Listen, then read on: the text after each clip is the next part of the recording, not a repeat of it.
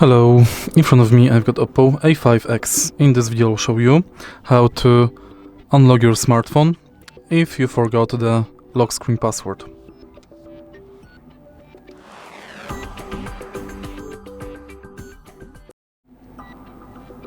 If you forgot lock screen password, there is one way to unlock the smartphone, but unfortunately, thanks to this way, all data will be erased. What I mean is we have to do hard reset via recovery mode. This procedure will delete everything you've got on your smartphone. Firstly, turn off the device and next press and hold power button and volume down button. Release it after you see OPPO, and now we have to wait to enter recovery mode.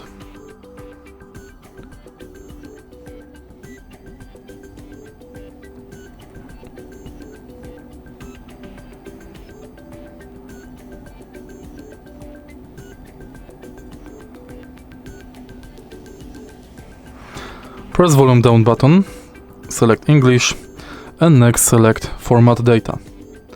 Enter verification code, select format, and now smartphone will power off, power on, and now next you will have to set up for smartphone from the beginning. Screen lock password should be removed. If you find the video helpful, please leave like, comment and subscribe.